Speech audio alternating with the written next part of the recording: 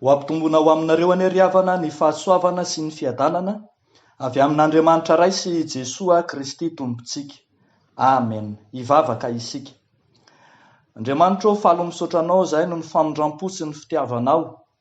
Misaotra anao zahay noho izay hitehirizanao anay mandrakariva amin'ny fahavelomana ka vonona hiaino hatrany hatrany ny teninao. Ankehitriny ary izany teninao izany no fitsim-piainana ho anay, ny teninao no mpitari-dalana anay. Aina ho an'izay mahazo azy ary fahasalamana ho an'ny nofony rehetra, koa mamelombelona anay isan'andro ny teninao. Dia mitenena ianao aminay fa miaino izay mpanomponao amin'ny anaran'i Jesosy Kristy tomponay. Amen. Ny bokin'ny Asan'ny Apôstôly toko 7:20, andininy 7:20 hatramin'ny 7:20 nofonaina voalahatra ho antsika amin'ity an'ity ry havana. Asan'ny Apôstôly toko 7:20, toko 7:20, andininy 7:20 hatramin'ny 8:20. Vakiana ary amin'ny anaran'i Jesosy manao hoe: ary rehefa nitoetra tao elaela ihany izy, dia lasa nandeha nitetiny tany Galatia sy Frigia ka nampahery ny mpianatra rehetra. Ary tonga tany Efesosy ny jiosy anankiray atao hoe Apôlôsy, izay teraka tany Aleksandria, lehilahy nahay nandahan-teny sady nahery tamin'ny soratra masina. Izany lehilahy izany efa nampianarina ny lalan'ny tompo ary nafanafo izy, dia niteny sy nampianatra marimarina ny amin'ny Jesoa, kanefa ny batisan'i Jaona ihany no fantany. Ary izy niteny tamin'ny fahasahiana teo amin'ny sinagoga. Ary rehefa nandre azy Prisila sy Akoila, dia nandray azy akao aminy ka nampianatra azy marimarina kokoa ny amin'ny lalàn'Andriamanitra. Ary rehefa tahandroso akany Akaia izy, dia namporisika azy ny rahalahy sady nanoratra taratasy ho any amin'ny mpianatra mba handray azy tsara. Ary rehefa tonga izy dia nampahatanjaka tsara izay efa nino noho ny fahasoavana. Fa izy nahery nandresy lahatra ny jiosy teo mason'ny olona ka naneho marimarina tamin'ny soratra masina fa Jesoa no Kristy. Ray Masino, manamasinana anay amin'ny fahamarinana, ny teninao no fahamarinana. Amen. Ravako malala ao amin'ny tompo, tazantsika eto fa mitohy hatrany ny hazakazaky ny fitoriana filazany tsara izay ataon'ny mpianatra, ataon'ireo apôstôly, nataony ny fiangonana voalohany taorian'ny nitsanganan'ny tompo tamin'ny maty sy ny akarany tany an-danitra. Hazakazaka tsy omby aloha tamin'ny toerana rehetra no nitoriana ny filazany tsara, ary hita mihitsy fa nafanafo sy feno fahazotoana ireo mpianatra tamin'izany fitoriana ny filazany tsara izany. Ary izany indrindra no lesona ho antsika ry havako amin'ity andro anio ity, ny zotom-po entina mitory filazany tsara. Ny zotom-po entina mitory filazany tsara dia voalohany tsy maintsy havaozina mandrakariva. Tsy maintsy havaozina mandrakariva. Indro misy lehilahy anankiray antsoina hoe Apôlôsy, jiosy izy io, teraka tany Aleksandria, tena mahay mandahan-teny. Ary izay moa ny antony nanamariana manokana hoe teraka tany Aleksandria, satria izany tanàna Grika izany dia tanàna izay nampalaza ny fandahara-teny.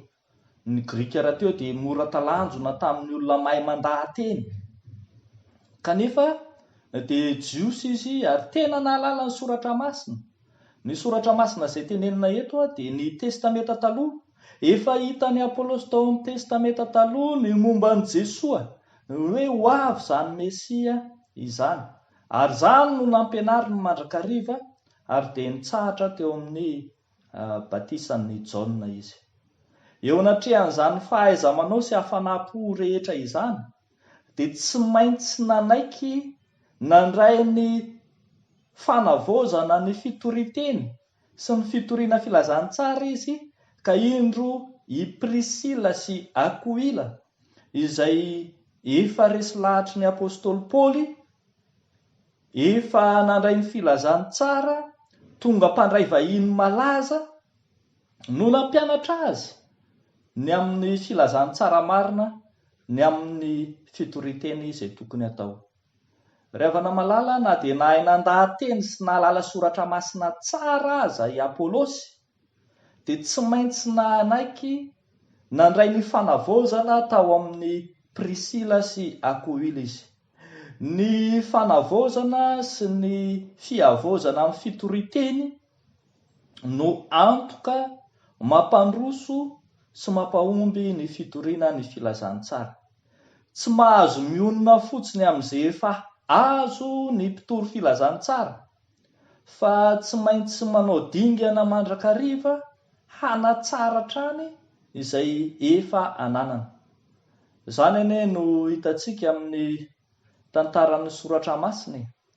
Amin'ny tantaran'ireo mpitory filazantsara samihafa dia tsy maintsy nandray mandrakariva izany fanavozana izany ary na dia ny apôstôly Paoly aza izay havanana tamin'ny fitoriana ny filazantsara, havanana tamin'ny soratra masina teo aloha dia tsy maintsy nandray izany fanavozana izany izy mba hitoriany filazantsara ho amin'ny ho avy rehetra.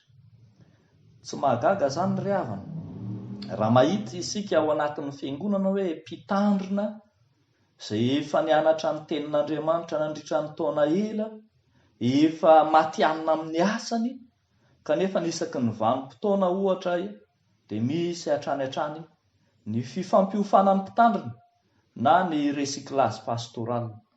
Isika mpitory teny manokana no voalaza n'izao tenin'Andriamanitra izao, mpitory teny, mpiandry, katekista, ankoatra ny mpitandrina izay efa voalaza teo, izay manana anjara rehetra amin'ny fitoriteny dia tsy maintsy manaiky handray mandrakariva fiofanana isam-banim-potoana, fiofanana mitoy sy maharitra mba hanatsarana ny kalitaon'ny fitoriteny, mba hanabeazam-bony fahalalana efa azo ary hanampiana ny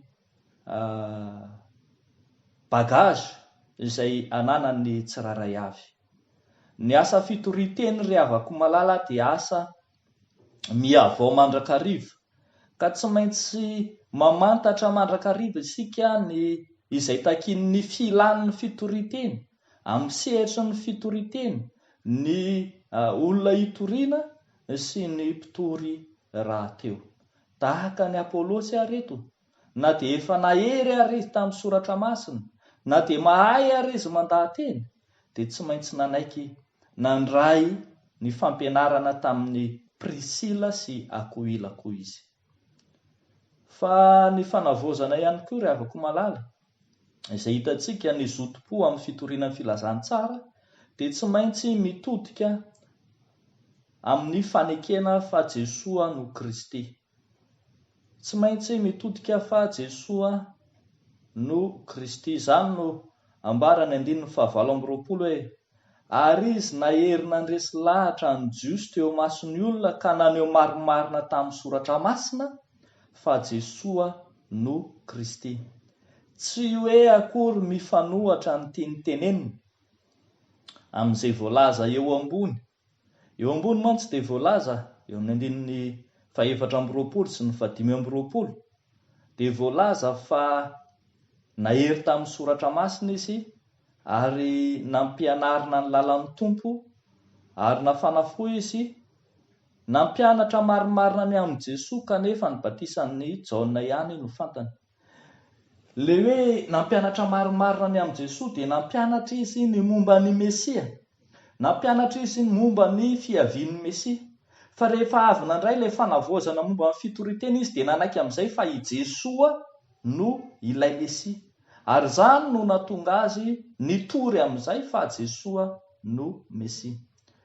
Vao aingana isika ry havana no niresaka teto andro vitsy lasa zay no nanambarana fa amin'ny fiangonana kristianina dia ny toriteny no ivo ny fanompom-pivavahana, fa anio kosa isika dia mahita fa i Jesosy Kristy no ivo ny toriteny.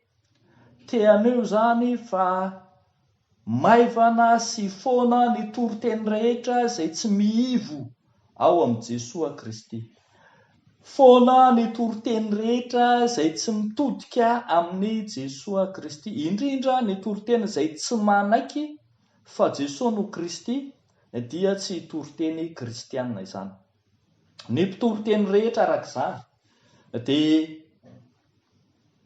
anao izay hahatonga ny teny hotoriana hanome lanja any Kristy, hanome lanja any Jesosy Kristy, ary hanasongadina mandrakariva any Kristy, fa tsy hitory tena, na hitory olona, na hitory rafitra, na hitory fiangonana, fa hitory any Kristy.